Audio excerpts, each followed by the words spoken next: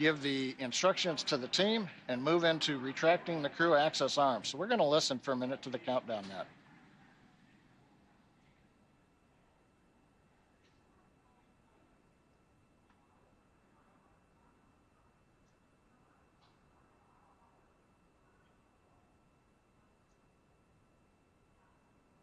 Poll is complete and team is ready for propellant load and crew access arm retract. For non-urgent no-go conditions, brief the CE or LD and they'll approve aborting the launch auto sequence and proceed into launch abort. For urgent issues affecting the safety of the countdown, operator shall call hold, hold, hold on the countdown net.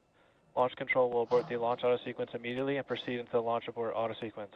Operators advise launch director whether structural breakup or fire is imminent or occurring per Dragon manual escape flight rules.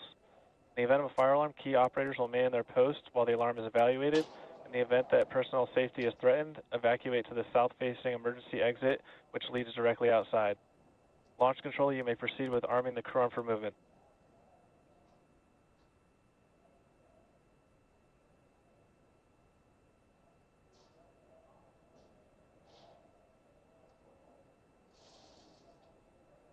Crew access arm retraction started.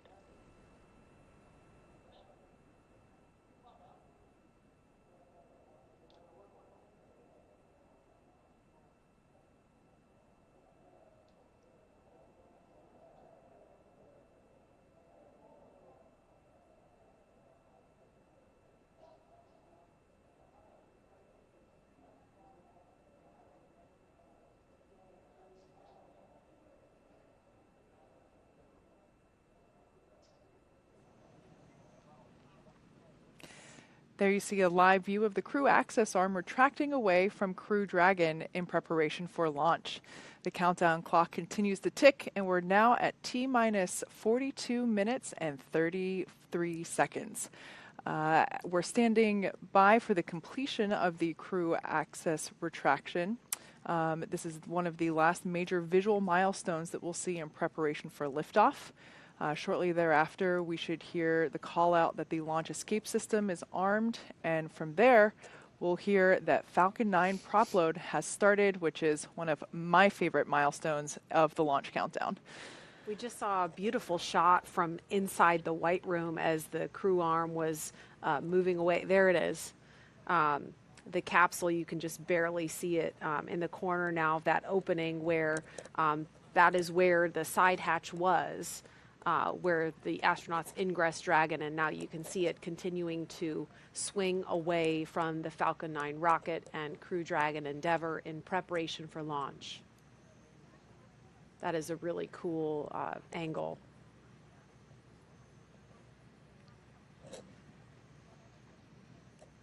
And Tracy, as we're watching the crew arm still retracting here, we are about to have the International Space Station fly over us, right? We are, yes, here at KSC, Kennedy Space Center. It looks like in another minute to the southeast, traveling across east-northeast. The station should be visible overhead.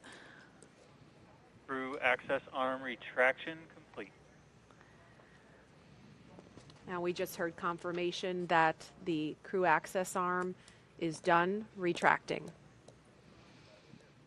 Up next, we'll expect to hear a call to arm the launch escape system.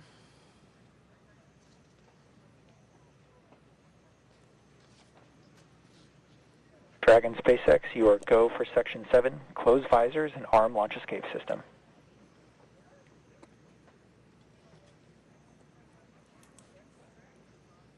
Copy.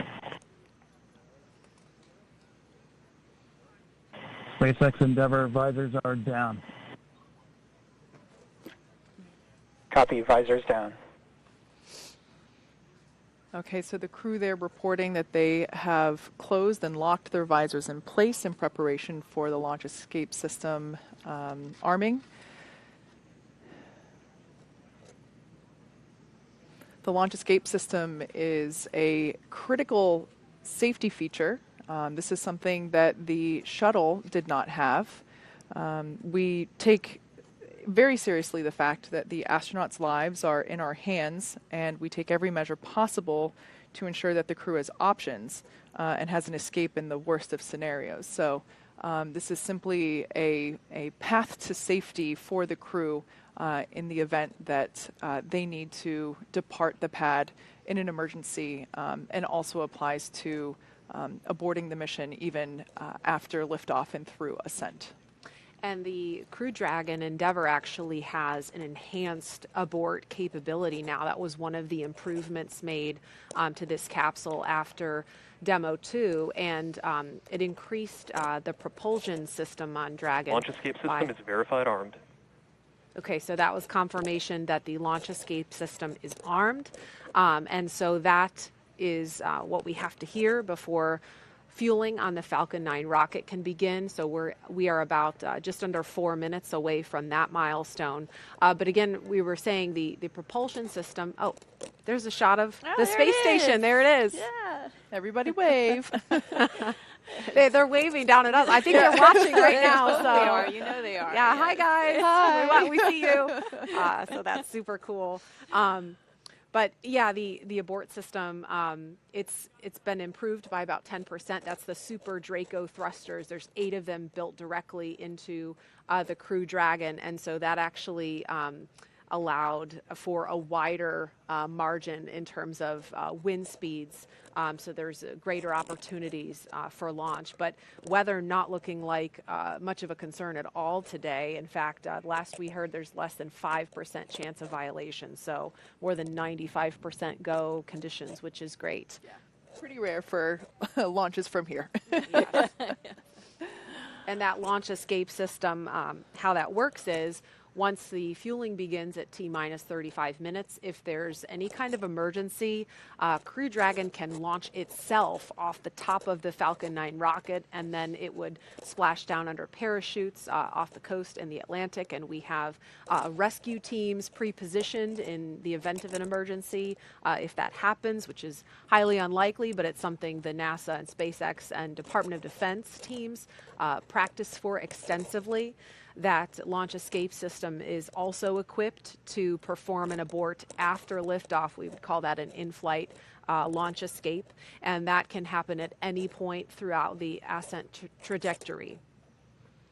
Yeah, we actually tested this launch escape system in multiple ways. We performed a pad abort test where a Dragon capsule was on the pad and simulated an abort where it took off like a rocket like you've never seen and deployed parachutes and splashdown in the Atlantic Ocean.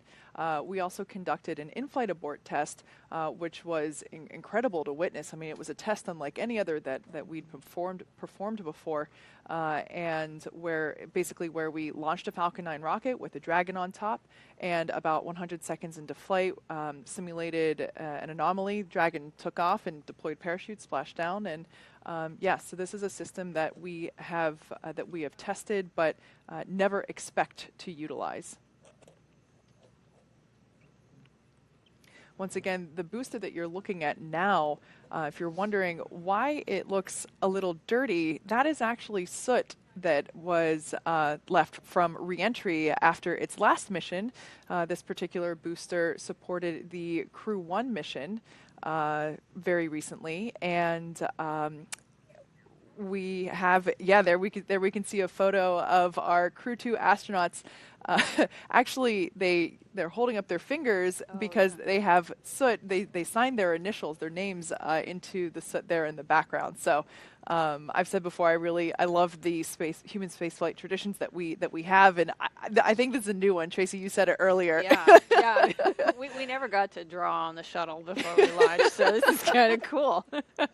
Yeah, Thomas, they were answering questions about it, and he started to say we carved our initials, and he quickly stopped himself. No, we didn't carve anything into the Falcon 9. We traced our initials in the side of the rocket, and so you could see closely in that photo, if you look, you could see the initials of each astronaut. So that's really cool and something that we look forward to seeing on future reused boosters. This one is set to land. Load has started. Okay, we just heard confirmation that fueling has begun on the Falcon 9 rocket. And this first stage booster is set to land on a SpaceX drone ship at sea after liftoff.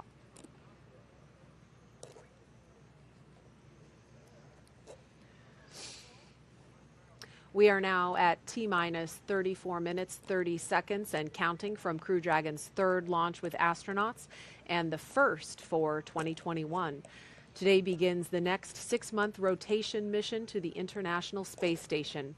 The launch escape system is armed, which happened just before fueling began at T-minus 35 minutes.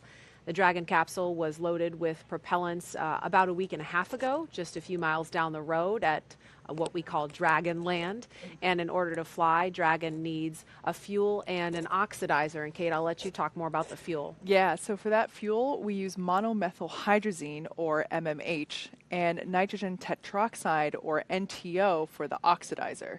Together, these two propellants feed the Draco engines that maneuver Dragon on orbit, as well as the 8 Super Draco engines that would power the launch escape system in an abort scenario. And again, now that the fueling is underway on Falcon 9, that means the 8 Super Draco engines built directly into Crew Dragon are ready, if needed, to launch the capsule off of the Falcon 9 rocket in an instant should there be any kind of emergency associated with the rocket or the launch pad. The NASA and SpaceX teams have trained extensively for exactly that type of contingency, along with the Department of Defense Detachment 3, who does a fantastic job in those training scenarios. Now over to SpaceX headquarters in Hawthorne for an operations update. John? Well, we are counting down those final minutes, and everything's still looking good for Falcon 9 and Dragon for an on-time launch just under 33 minutes from now. Falcon 9 did begin propellant loading just a couple of minutes ago. We heard it. Now, the first and second stages of Falcon 9 are each loaded with 2 liquid propellants. One is fuel. That's loaded into the tank at the bottom of each stage. The other is an oxidizer, and that goes, obviously, into the tank at the top of each stage. Now, the fuel that we use to power the Merlin engines is a refined kerosene called RP1. And the oxidizer loaded on each stage is densified liquid oxygen called LOX. Densified means that it is kept much colder than typical for launch vehicles, and it takes up less volumes. So this allows us to get more oxidizer loaded onto the first and second stages. Now, to ignite the fuel and oxidizer in the Merlin rocket engine, we use an ignition fluid called TTUB. When TTUB comes in contact with oxygen, it burns, and it gives off a green-colored flame. Now, once we've got the flame going, we add the kerosene fuel into the Merlin chamber, and the engine ramps up to full power. You might see the green flash just as the second stage engine ignites following stage separation. Now, currently, we've just begun. The first stage fuel tank is about right now a little under 10% full. The first stage is the bottom 2/3 of the vehicle you see on your screen. The white cylinder topped off by the black cylinder, that makes up the first stage. And then the top 1/3 underneath the Dragon capsule, that's our second stage. Now at this time, the second stage fuel tank is about 8% full. Now the fuel tank, if you were to zoom in, that's where the NASA meatball logo is positioned. And right above it, you can just make out the red NASA worm logo, and that's where the liquid oxygen tank is on the second stage. And there's a closer view. Now, in addition to loading the fuel, we're also loading oxygen, the liquid oxygen, onto the first stage.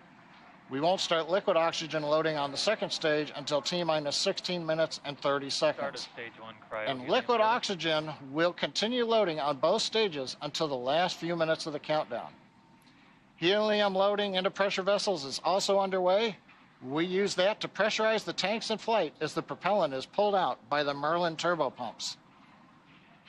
On board the Dragon spacecraft, you can see here in a close-up, the astronauts are monitoring systems while the propellant is loaded into the Falcon 9. The crew training in the simulator included playback of sounds that we've recorded in the Dragon capsule during recent flights. So they get an idea what all that hissing and popping and banging is from the vent valves and the pressurization systems.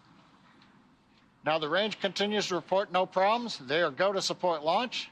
And the weather also looks good. I mentioned the T-minus 1 hour briefing. We called it fantastic. Currently, we don't have anything that we are tracking that could be a concern. We have a very small possibility of a pop-up rain shower, but nothing showing up. So right now, 29 minutes, 40 seconds ago, it looks like we've got good weather. Now, as a reminder, today we have an instantaneous launch window. So at this point, if we hear a hold for any reason, we'll have to stand down and target our backup launch opportunity coming in 3 days. So right now, let's turn it back over to Jesse and Gary for an overview of events that are going to happen after the liftoff of Falcon 9. Great news, John. For Crew 2, the astronauts' flight to station will take about 23 hours, and their journey will be fairly similar to the trip Crew 1 made in November of last year.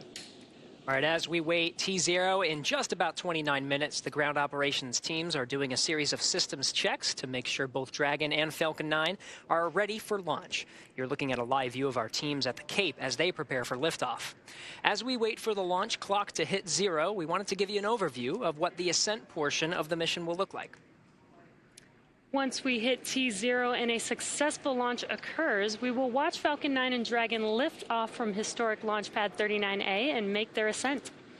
At about 50 seconds into the flight, Falcon 9 engines will throttle up to help pass through the period of maximum dynamic pressure on the rocket, or what we typically refer to as max Q. It's worth noting that once we hit max Q, the vehicle will be going supersonic. Once we are through the period of maximum dynamic pressure, we can throttle up our 9 Merlin engines again. And from there, at about 2.5 minutes into flight, we have a series of 3 events that will happen in rapid succession. First is MECO, or main engine cutoff. This is where all 9 Merlin 1D engines shut off in preparation for stage separation, which is our second event. This is where the first stage detaches from the second stage, with the first stage making its way back to Earth for landing as the second stage continues on its journey with the third event. SES-1, or second stage engine start number 1, is where the MVAC engine lights up and propels the second stage along with our Crew 2 astronauts to orbit. As Stage 2 heads towards its targeted drop-off orbit, Stage 1 will execute 2 burns in order to make its way back to Earth. The first is the entry burn, where 3 of the 9 M1D engines will reignite and then shut down. And this helps to slow the stage down in preparation for entry back into the upper parts of the Earth's atmosphere. While the first stage is heading back to Earth, the second stage will cut off its 1 Merlin engine that was ignited right after stage separation. Once this happens, we'll wait for confirmation of a good orbital insertion.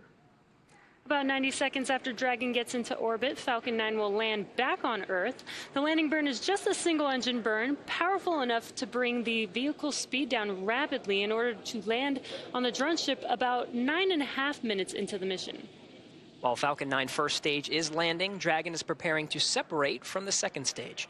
At about 3 minutes after the second stage gets into orbit, we should have a great view of Dragon with its 4-person crew drifting away from the second stage. Once Dragon is a short distance away, it will begin checking out its Draco maneuvering thrusters to make sure Dragon continues to increase separation distance from the second stage. It's worth noting that these are not the Super Draco engines that would be used during an abort scenario. About 40 seconds after separation, Dragon's nose cone deploy sequence will begin. It will take roughly 4 minutes for the nose cone hooks to unlatch and open, exposing its guidance navigation controls, or what we call GNC, that will help Dragon autonomously fly to the space station. And lastly, once the nose cone is deployed, the remaining Draco thrusters on the forward bulkhead will be checked. From there, over the next 23+ hours, Dragon will be in its rendezvous and approach phases, undergoing a number of phasing burns as it makes its way to station. All of that will be coming up soon. For now, let's check back in with Courtney in Mission Control Houston. Courtney. Thanks, Gary. The space station team here in Houston is focused, and the critical systems on the station continue to function normally. The teams have verified the command path from the ground through our constellation of communication satellites to the station. Everything is nominal, and the station will be ready to receive Dragon tomorrow. Once the crew arrives at the station, they'll join Expedition 65. While on board, their official designation will be flight engineers, except for JAXA's Aki Hoshide, who will take command of the space station from NASA's Shannon Walker, just before Crew 1 comes home. He'll be the station commander until the fall, when he'll hand the reins to European Space Agency Thomas Pesquet for the final part of their mission. Flight Director Paul Kanya is on console now, leading flight controllers in Houston for launch, and Flight Director Scott Stover will lead teams for docking tomorrow. Just a reminder that a launch today will take about 23.5 hours to get to station, with a docking to the Node 2 forward port scheduled tomorrow at 4:10 a.m. Central. Once Dragon is docked to the station, the team here in Houston will assist Dragon and space station astronauts with leak checks, as they will work to open hatches on both Dragon and the inside of the station's pressurized mating adapter. We expect hatch open to take place approximately 2 hours after docking.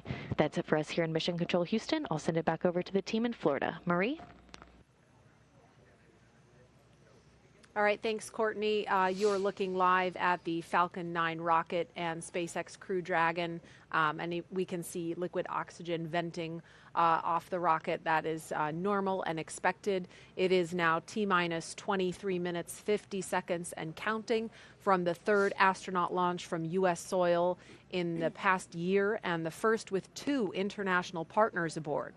Commander Shane Kimbrough, pilot Megan MacArthur, and mission specialist Thomas Pesquet and Aki Hoshide are strapped into their seats inside the Crew Dragon Endeavour on top. There's an inside view. We can see them live as the Falcon 9 rocket fueling operation is well underway now. The launch escape system is armed, and that means the Crew Dragon is prepared to launch itself away from the Falcon 9 rocket in case of an emergency on the pad or after liftoff. So far, operations look and sound as expected, and we are counting down to liftoff at 5:49 Eastern Time. This mission is the continuation of rotational crew flights to the International Space Station from U.S. soil on private rockets and spacecraft.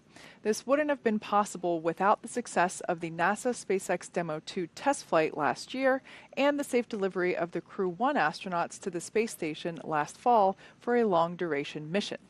Those Crew 1 astronauts are preparing to return to Earth shortly after Crew 2 arrives at station. And this will be the first time we'll see 2 Crew Dragons docked to the space station at the same time. Crew 1's Resilience and Crew 2's Endeavour, that's on the launch pad right now. With the arrival of the Crew 2 team, I believe that'll bring the head count on station to 11 people. And as much as I love camping, that does sound like it would be a little crowded up there. Yeah, you counted 11 people on board the station, 9 of them in the U.S. segment. We've got 4 crew quarters, which are basically crew bedrooms. We've got both commanders of the Dragons sleeping in their vehicles. That leaves 3 people needing a place to sleep. That's Suichi, Shannon, and Victor. They'll be in the Gem, the Columbus, and the Airlock, respectively. So you could say it's quite a full house. They'll be camping out, rolling out their sleeping bags on rack fronts. So it'll be tight. What a great benefit to being commander. You have your own private suite with windows. And yeah, it's a nice place to be. Yeah, and that's honestly the window shots that we have been receiving from the crew have been one of my favorite things from the Crew 1 team up there, and even Bob and Doug whenever they were up there as well. Just the view outside of the Crew Dragon window. It's actually my phone background right now. And it's just incredible, and I love that we get to, that they share their perspective with us from above. Let's give you a quick recap of who the astronauts are sitting inside the capsule here in the foreground. Sitting closest to the front of your screen is Commander Shane Kimbrough. He is commanding the Crew Dragon Endeavour today, and he is a native of Texas, making his 3rd trip to space.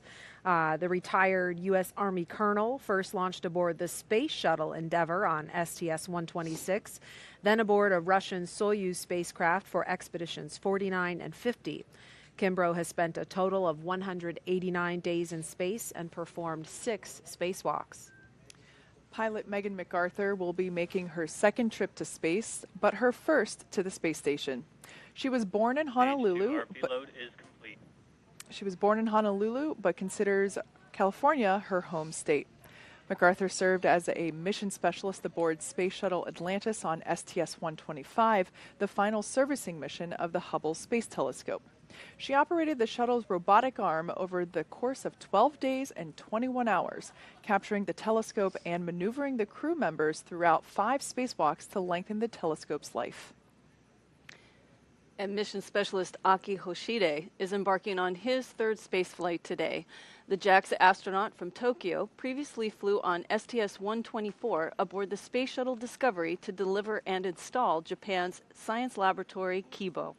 He also flew aboard the Russian Soyuz on expeditions 32 and 33 for a 124-day visit to the space station. And in the far corner of your screen is mission specialist Thomas Pesquet. He will be making his 2nd trip to space. Born in Rouen, France, Pesquet first flew to space on the Russian Soyuz as a flight engineer for expeditions 50 and 51.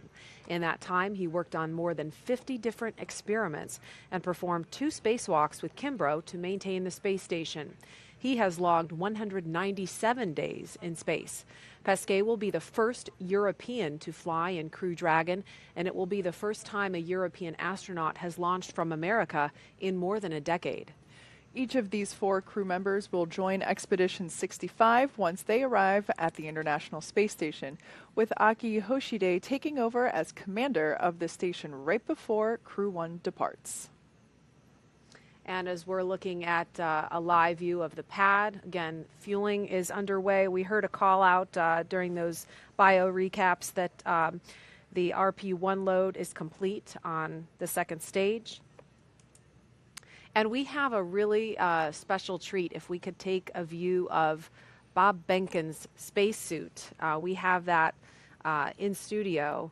That is the actual spacesuit worn by Bob Behnken during the Demo 2 test flight, and you can see the photo of his wife, Megan MacArthur, in the photo there, and she is sitting in the same spacecraft in the same seat that Bob did almost a year ago on the Demo 2 mission. Megan is the pilot for this mission. There's a shot of Bob's spacesuit on the left and Doug Hurley's spacesuit on the right. This was a couple days ago during the pre-launch news conference. So again, looking live at the pad, Falcon 9 will have 1.7 million pounds of thrust at liftoff, and we've heard it sounds like a gorilla sitting on your chest. Would you say that's accurate, Tracy? Yeah. I've never had actually a gorilla on my chest, but I imagine that one would be that heavy. That the feeling that you have in your chest is pretty significant. Once again, the white cloud that we see there is expected, totally normal.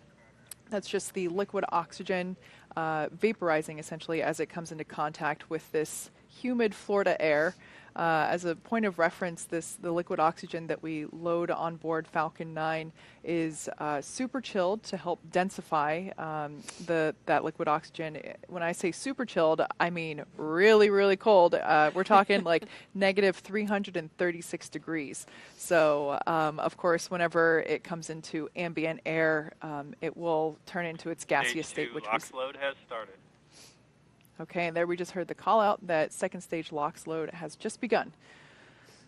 And so the mission teams that we've seen in control rooms from Kennedy Space Center to Houston to Hawthorne are all laser focused on keeping this crew safe from this point and all the way to the space station and back home in 6 months.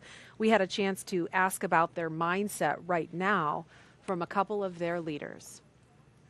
There's a very delicate dance between the weather, normally the weather and the operations, and making sure all these complex systems are working correctly together. And what it's really important is just how calmly, quietly, efficiently the team's working through every single one of those things. It's why we train. People are very passionate about this program, as am I, and they know the consequences of what they're doing. They know that the crew's lives depend on what they're doing. This human spaceflight endeavor requires diligence every day on the job, and I think our team knows that. I definitely feel like those crew members are in our hands, and we need to be there thinking straight, making sure we're making the right decisions so that we're getting that crew safely to the International Space Station. And that was Kathy Leaders and Steve Stitch, who have been in charge of the NASA team for much of the life of the Commercial Crew program and have worked very closely with the folks on the SpaceX side who have gotten to know these astronauts on a personal level and have taken such care in all of the checkouts and the paranoia reviews, as they're called, to make sure that they're constantly looking for problems to uncover, to make sure that every leaf, every stone is unturned to make this flight as safe as possible for the crew. Again, it is now T-minus 14 minutes, 15 seconds and counting. Liftoff will be about 1 hour before sunrise here on Florida's Space Coast, and if we're lucky, we may see a beautiful contrail at first light. At the time of launch at 5:49 and 2 seconds Eastern Time, the space station will be flying 258 miles over the Indian Ocean south of Sri Lanka. And now with T-minus 13 minutes, 50 seconds and counting, we want to focus on the pad as we proceed through the final stretch of the countdown. We will turn it over to Hawthorne to take us through launch at 5:49 this morning. John? We're inside T-minus 14 minutes. Everything is still looking good for launch of Falcon 9 and Dragon, 49 minutes and 2 seconds after the hour. Falcon 9 began propellant load at T-minus 35 minutes. Loading of the RP-1 fuel onto stage 2 is complete.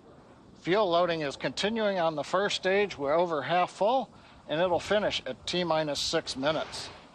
The densified liquid oxygen loading is continuing on the first stage, and we began loading liquid oxygen onto the second stage a few minutes ago. The liquid oxygen loading will wrap up T-minus 3 minutes on the first stage, about T-minus 2 minutes on the second stage. Checkouts of the thrust vector controllers, what we call TVC wiggles, are coming up, along with throttle valve checkouts on the engines. That's where we move the engines a little bit, make sure the hydraulics are ready to go. Currently, the range is go, ready to support, working no issues, and we continue to have good weather, both at the launch pad at ground level, at the upper altitude winds, and downrange at the contingency landing sites. On the Dragon spacecraft, the Dragon mission director and team, they're reporting no issues. Their communication checkouts are complete. The crew access arm is retracted, as you see on your monitors, away from the vehicle. The launch escape system is armed. The crew is strapped in and ready to go. Final instructions of the crew will be coming at T-minus 10 minutes. They'll configure their displays for launch. That'll give them insight into how the launch is proceeding, and it provides constant updates on vehicle health. And for Dragon at T-minus 5 minutes, we'll hear it enter terminal count as they transition to internal power. Now we're going to hear continued callouts on the countdown net as we get close to T-minus 0 and to the liftoff. Now, Gary, we talked about the ascent sequence of events that are coming up here. You and Jesse went through that a little while ago. But we're also going to have abort modes. Can you explain a little bit about what the abort mode callouts are that we might hear? That's right, John. We're continuing to track that the Falcon 9 and Dragon are looking good for launch, but just in case anything were to happen, Dragon is fully prepared to initiate an abort and use those Super Draco engines to escape from a speeding Falcon 9. On the way uphill, you'll hear a series of letter and number combinations. Those will denote the stage that the rocket is on and the abort zone that we're on as well. On first stage, you'll hear abort zones A and B. That will cover the Falcon 9's ascent up to about the northern border of North Carolina, about 7.5 to 8 miles in altitude. And the stage 2 will have stage 2A through E. Mostly it will be stage A, or stage 2A abort zone, but towards the end of the 6 minutes that stage 2 will be firing, you'll hear the numbers start going out from B to E, with E being an abort to orbit. All of these capabilities enabled on the Dragon spacecraft to make sure that the crew will be delivered safely into orbit. Inside 10 minutes and 30 seconds, we should be hearing some final status, maybe a good luck and Godspeed from some of the ground teams here, ensuring that the crew is ready to go, that Falcon 9, Dragon, and all the support teams are ready for launch.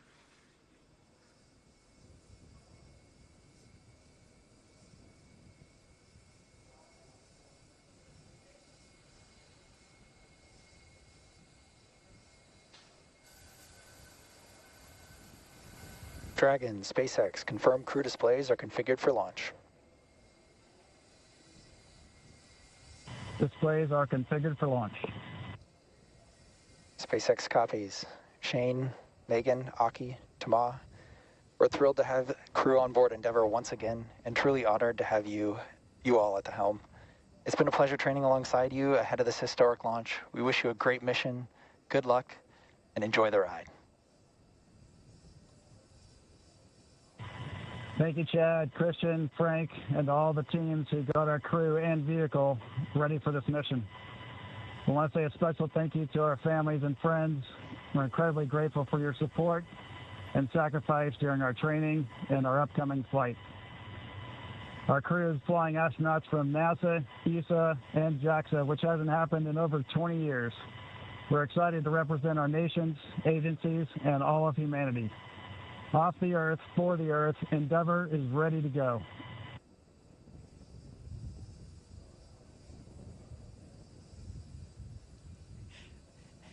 All right, some celebratory handshakes from inside the Crew Dragon. That was the voice of the Corps, Chad Healy, here in Mission Control Hawthorne. Next series of events, John, will be the engine chill. Everything's looking good so far. Yeah, it is. We're actually watching the fuel trim valves on the Merlin 1D engines going through some checkouts right now. And as you said, at T-minus 7 minutes, we're going to start a sequence of events that begins with opening the pre-valves. Currently, the liquid oxygen, the kerosene fuel on the Falcon 9 first, second stages is separated from the Merlin engines. T-minus 7 minutes, just over a minute from now, we open the pre-valves. That allows propellant down to the top of the engine or the inlet to the turbo pumps.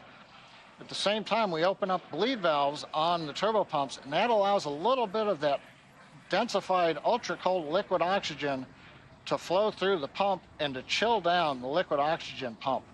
That way, when we get to T-minus 2 seconds and we spin the pumps up and everything comes to full power, we're not pulling very cold liquid oxygen through a warm pump. So as that cools it down right now, that'll get it ready for that ignition sequence in the last couple of seconds. So we should hear that call out that the Stage 1 engine chill has started. You'll also hear in flight, about a minute and a half, 2 minutes into flight, MVAC chill has begun. That's also a repeat sequence there where we open the bleed valve and begin chilling that engine one more time before it lights after stage separation.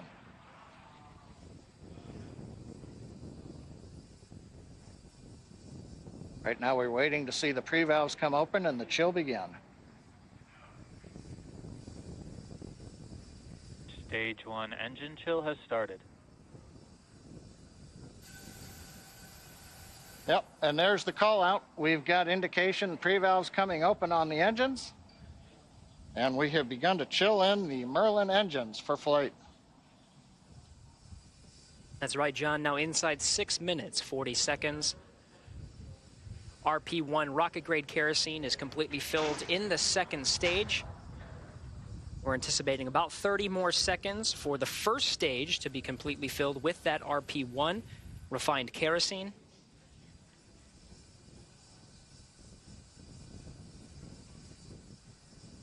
The liquid oxygen will continue to flow through the first and second stages up to the final minutes before T0. RP load is complete. All right, confirmation. We have 100% fill of RP1 on both the first and second stages. 6 minutes to go until an instantaneous launch window today. The next milestone will be Dragon to transition to configure for terminal count. And this time, terminal count, the Dragon will be on internal power, no longer relying on the lines from the ground. And from there, the Falcon 9 propellant tanks will pressurize for strong back retract. That'll be another visual milestone. The clamps just below the Dragon's unpressurized trunk will open, and the strong back will tilt back just 2 degrees. Then right after liftoff, back to 45 degrees. Again, RP1 kerosene, both on the first and second stages. Liquid oxygen continues to flow through on the first and second stages. That very densified, very cold liquid oxygen. Dragon has transitioned to configure for terminal count. Falcon 9 propellant tanks are pressurizing for strongback retract. All right, John, good calls and right on time. Dragon is now on internal power. Okay, next major event coming up is going to be opening the clamp arms around the second stage in preparation for retracting the strongback away from the vehicle to get ready for liftoff. Strongback is retracting. We heard the call out. Strongback is beginning to retract. We're into the automated sequence. We should see the clamp arms that are just visible there around the top of the second stage begin to open up. Once they are open, then the strongback will begin to move away from the Falcon 9.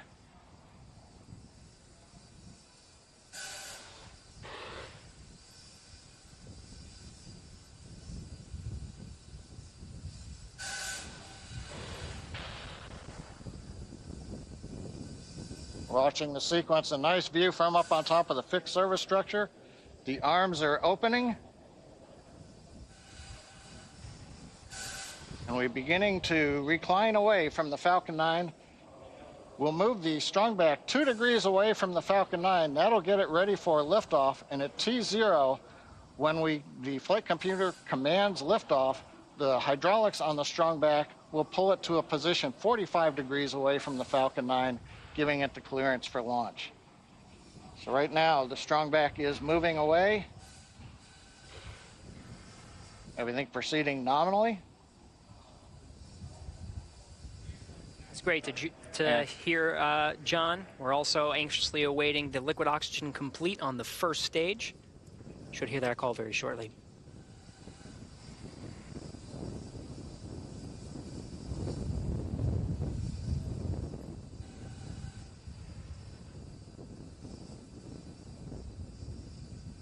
Dragon has transitioned to terminal count and is on internal power.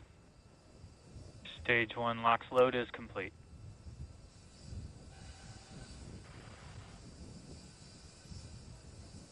Okay, we've heard the call out. Stage 1 LOX load is complete. We're loading liquid oxygen on the second stage for about another 30 seconds or so.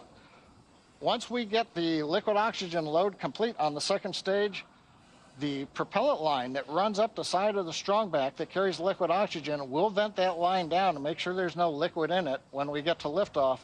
When we do that, we open up valves on the strongback, and as Kate and Marie were talking earlier, when we vent off that very cold gaseous oxygen, it'll merge with the warm, humid Florida air, and you'll get a large white plume of condensation off of the back of the strongback. That'll be normal, coming about a minute and a half before launch. Everything continuing to look good. Stage 2 LOX load is complete. Dragon is in auto idle. All right, with that, the Falcon 9 is fully fueled. We have fuel on both the first and second stages, and both stages are filled with liquid oxygen. Gas closeout has started. Expect loud venting. Dragon is also in auto idle. The flight computer is on Dragon, maintaining their calculations, standing by, waiting for the T0 mark. 1 minute, 15 seconds until launch. The 1 minute mark, Dragon will transition to countdown, and the flight termination system will arm the computers on Falcon 9. We'll be talking to the computers on Dragon and can issue an abort if necessary. FTS is armed. Falcon 9 is in startup and is now controlling. Dragon is in countdown. All right, 50 seconds to go. Everything is ready for an on-time launch today. Dragon, SpaceX, go for launch. Copy, go for launch. Ground teams are ready, and the crew inside Dragon is ready. 30 seconds to go until launch. Seconds.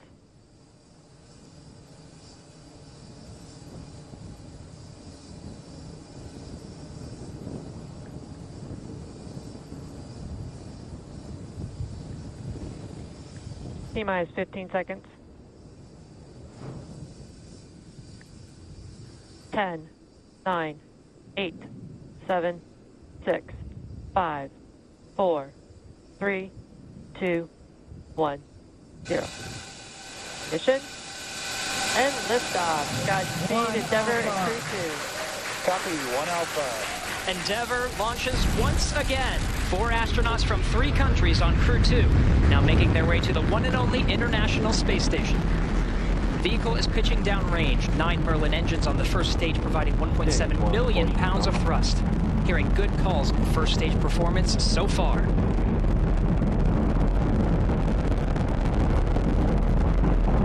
We are T plus 30 seconds into the second rotational crew mission on board Dragon and Falcon 9. Falcon 9 will be throttling down the 9 Merlin engines shortly here in preparation for maximum dynamic pressure. And there's that call out for the throttle down. Maximum dynamic pressure, max Q, is the largest structural load that the vehicle sees throughout ascent.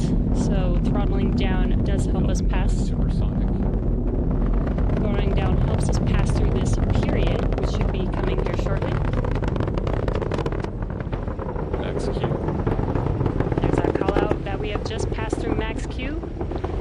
Stage 1, throttle up. And 1 Bravo. Copy, 1 Bravo. All right, 1 Bravo is the second abort mode on the first stage. First stage continues to fire for 2 minutes, 35 seconds. 1.5 minutes into today's flight.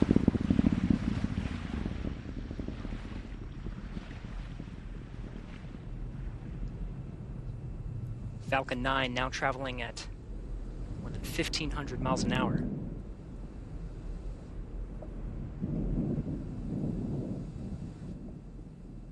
MVAC engine chill started. All right, the engine chill for the second stage single Merlin engine has started. About 30 more seconds of the first stage firing to bring our 4 astronauts into orbit.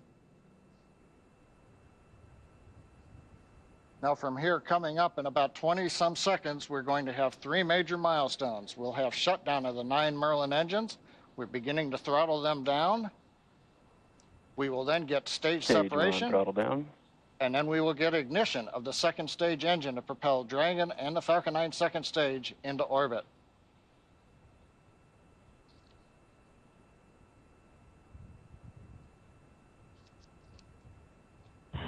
Two Alpha. Copy, 2 Alpha. Confirmed. Acquisition signal 1.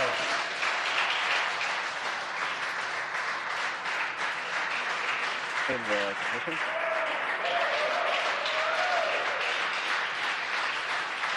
And we have ignition of the second stage. You see the green flash of that T-TEB fluid. The expansion nozzle on the second stage Merlin vacuum glowing that bright red that we like to see. Good performance on the second stage so far. And on the left side of your screen, we saw the exhaust of the second stage engine streaming past the first stage as the grid fins are coming out. We also briefly had a view of the lights of Central Florida in the background. Currently, the first stage is continuing to coast up to apogee. It's unpowered.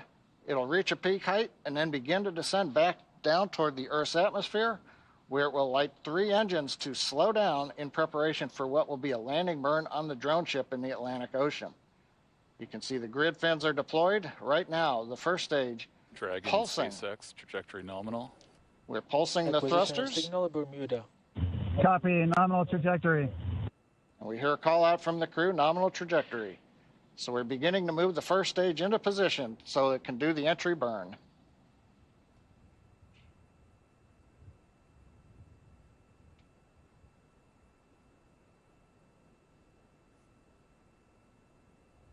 Four minutes, 15 seconds into today's flight.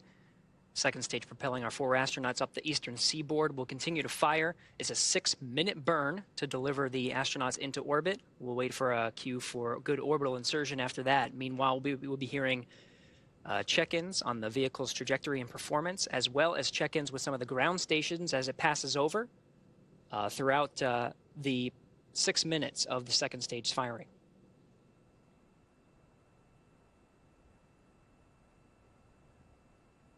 Dragon, SpaceX, trajectory nominal. Copy, nominal trajectory.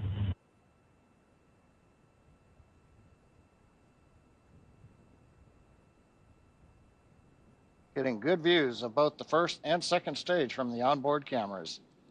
Acquisition of signal, boss. The New Hampshire tracking station has acquired the second stage telemetry signal. Meanwhile, the first stage has reached apogee and it's now beginning to descend from a height. It's currently about 167 kilometers up. And in a few minutes, we will get the entry burn of the second stage, of the first stage.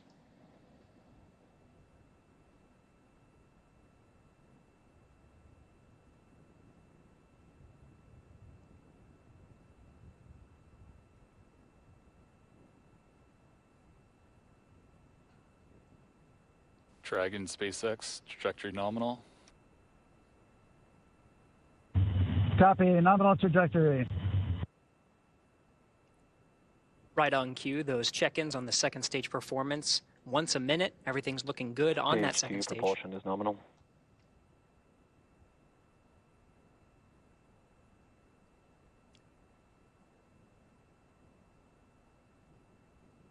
Stage 2 continues to climb. The vehicle now exceeding 8,000 miles an hour at an altitude of about 124 miles. And just about 1 minute from now, we will begin the entry burn of the first stage. That'll consist of lighting the center engine, and then shortly afterwards, 2 more engines for a 3-engine burn to slow down the first stage in preparation for entering the Earth's atmosphere.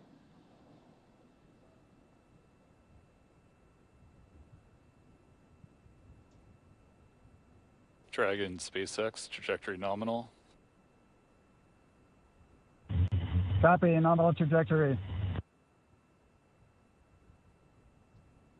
Another check-in, and the crew confirming they're hearing the same thing. The vehicle are about to exceed about 10,000 miles per hour.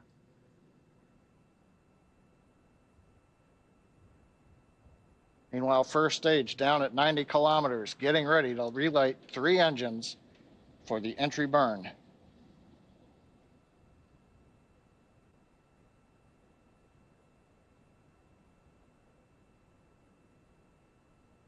Stage 2 FTS is safed. We've got the center engine ignition, and there come the 2 side engines. Now this entry burn will last about 29 seconds. It's going to significantly slow down the vehicle in preparation for hitting the denser part of the Earth's atmosphere.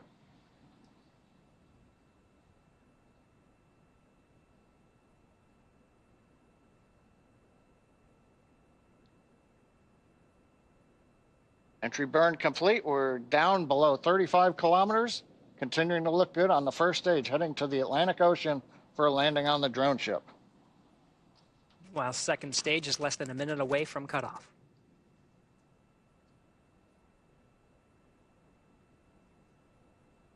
Stage 2 in terminal guidance.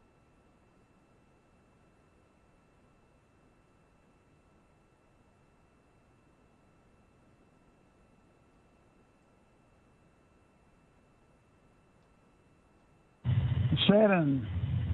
Copy, Shannon. Shannon called out at the back end of the stage 2, a few seconds until cutoff.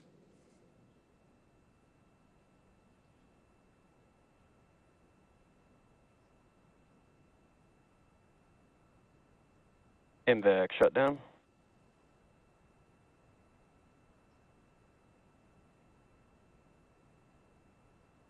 Dragon, SpaceX, launch escape system disarmed. Launch escape system disarmed. Copy. Dragon, SpaceX, nominal orbit insertion. Copy, nominal orbital insertion. Right, the Falcon 9 second stage has done its job, delivering our 4 crew into orbit. You hear the applause here in Hawthorne. We're waiting to get a video signal back from the drone ship. Of course, I still love you. And the view from the onboard camera, we saw it just briefly. It looks like first stage on the drone ship. Getting views of the Dragon trunk.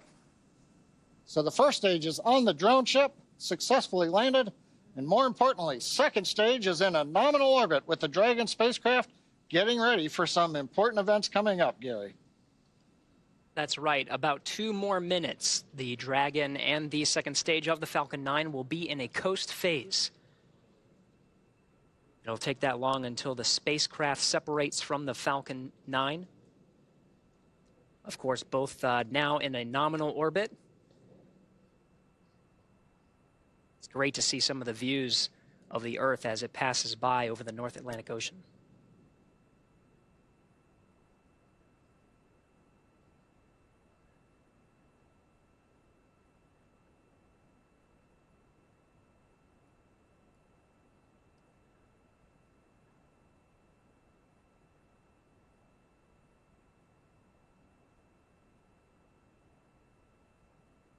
All right, we're getting shots of the crew in orbit. I'm looking for that 0G indicator. Can't seem to see it in this shot, but we have a minute to go until we have spacecraft separation. Dragon traveling at nearly 17,000 miles per hour at an altitude of 124 miles.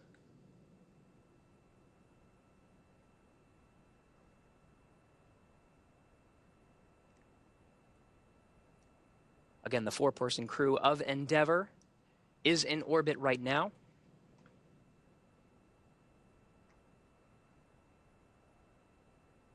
Less than 30 seconds until we have spacecraft separation.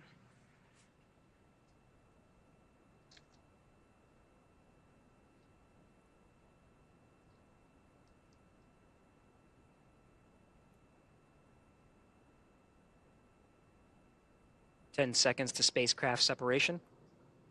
We should hear words from the core here in Mission Control Hawthorne once we have successful separation.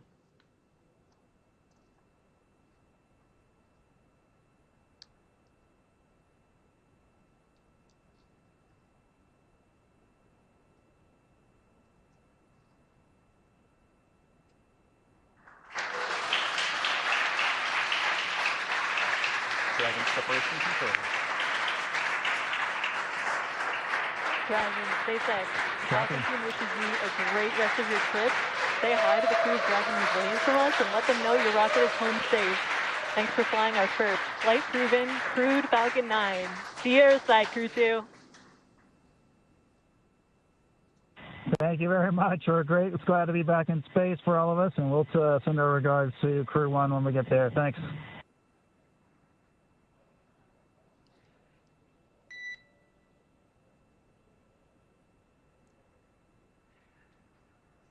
Absolutely stunning views from both inside the cabin, seeing the excitement of our 4-person crew inside Endeavour, and watching Endeavour drift away from the camera on the second stage as the Earth passes by on an orbital sunrise. SpaceX Endeavour week. And Endeavour, you cut out a little bit there. If the question was if you're go to open visors, you are go to open visors at this time. Copy and work, thanks. All right, 13 and a half minutes past liftoff. The crew is in orbit, traveling at nearly 17,000 miles an hour.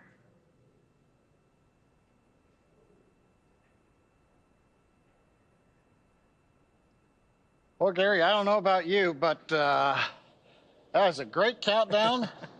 Everything sounded great.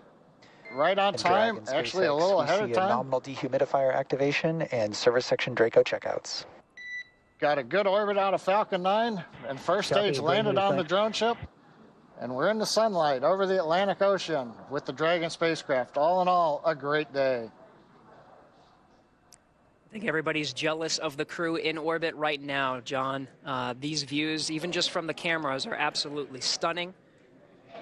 It was great to see our crew members get into orbit. They already performed successful checkouts of the 12 service section Dracos around Dragon. The next milestone will be the deployment of the nose cone. That'll be about a 5-minute process, but that'll expose the forward bulkhead Dracos and prepare them for checkout. There's a phase burn. There's 5 major burns that are needed to get the Crew Dragon up to rendezvous at the International Space Station over the next 23 hours. And so that first phase burn is coming up real soon in about 35 minutes, actually less than 35 minutes.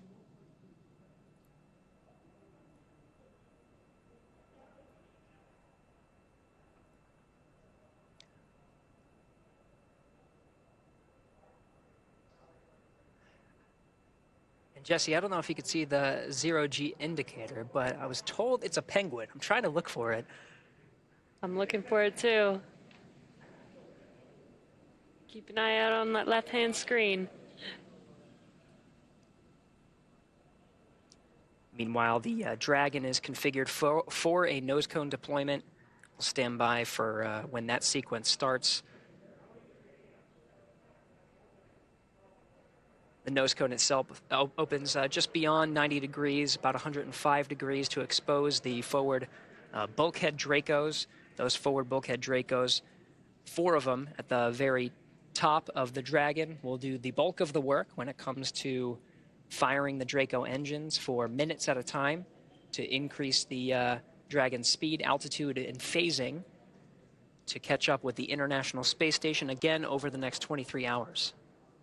Meanwhile, we're still getting camera views from the second stage, looking at that expansion nozzle. Did its work beautifully to deliver the 4 crew into orbit. Dragon over the North Atlantic Ocean. And Gary, this is John. I think I heard a call out on one of the Dragon nets that the first set of nose cone hooks is open. So it sounds like that sequence is going well. Very good. Well, from here in Hawthorne, it was very exciting to see the Falcon 9 lift off and deliver our 4-person crew into orbit. We're going to be with you throughout the entire phase, the rendezvous phase, until Dragon and this 4-person crew docks with the International Space Station. That'll be over the next 23 hours.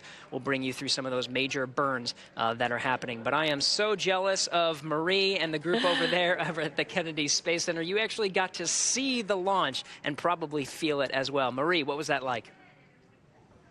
Oh, it was just spectacular.